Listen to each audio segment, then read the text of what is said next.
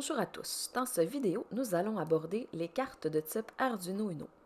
On retrouve ces cartes dans de nombreux projets de robotique et d'automatisation, c'est-à-dire d'Internet des objets. La raison est qu'on est capable, avec cette carte, de programmer, par exemple, le comportement de moteur. Donc, pour un petit robot, c'est très pratique. Ou encore d'obtenir l'information qui nous provient de capteurs. Un autre avantage des cartes Arduino, c'est qu'elles sont open source, c'est-à-dire libres de droit d'auteur. Ça permet d'avoir des copies légales qui sont pas trop dispendieuses. Et aussi, il y a une communauté de pratique qui est vraiment très intéressante. Donc, si jamais vous avez un problème, il y a sûrement quelqu'un d'autre qui a eu le problème et c'est possible de trouver en ligne une solution. Même si au départ, les cartes Arduino peuvent avoir l'air un peu effrayantes, lorsqu'on les connaît, ça devient beaucoup mieux. Alors, laissez-moi vous les présenter.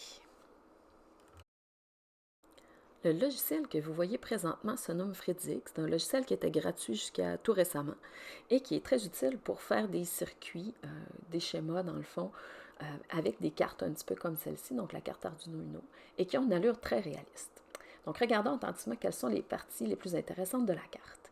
La première partie, c'est le bloc noir que vous voyez dans le bas, pas très loin de la souris, qui va servir à l'alimentation de la carte à l'aide, par exemple, d'une pile 9 volts. Vous avez un petit peu plus haut le bloc gris pâle qui sert en fait à se brancher dans l'ordinateur, donc par le port USB. Vous avez le bouton Reset qui sert à faire une remise en marche de la carte. Et vous avez ensuite, avec les petits, je ne sais pas si vous voyez, les petits trous carrés noirs, qui sont les broches, qui sont appelées aussi pins en anglais.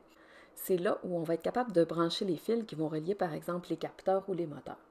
Dans le haut, vous avez des broches qui sont numérotées de 0 jusqu'à 13. Vous avez aussi un ground qui est très pratique. Dans le bas, ensuite, vous avez ce qu'on appelle les broches analogues qui sont numérotées de A0 jusqu'à A5. Ensuite, juste à côté, vous avez différentes sorties. Donc, deux grandes, mais vous avez aussi une sortie à 5 volts et à 3,3 volts qui peuvent être pratiques dans plusieurs projets. Donc, en vrai, de quoi est-ce que ça a l'air une carte Arduino? Mais ça ressemble à ceci. Donc, on peut voir les différentes parties de la carte dessus. Cette carte-ci, c'est un clone, c'est-à-dire que ce n'est pas une originale. D'ailleurs, le terme Arduino ne se retrouve pas sur la carte, mais c'est exactement le même modèle.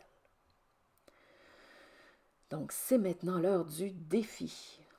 Donc, pour votre défi cette fois-ci, trouvez sur la carte combien il y a de mises à la terre GND qui sont disponibles. Ensuite, trouvez le numéro de la broche qui est connectée directement avec l'ADEL qui est intégrée à la carte. Et quelles sont les broches devant lesquelles on retrouve ce symbole. La solution au défi sera présentée dans le vidéo suivant.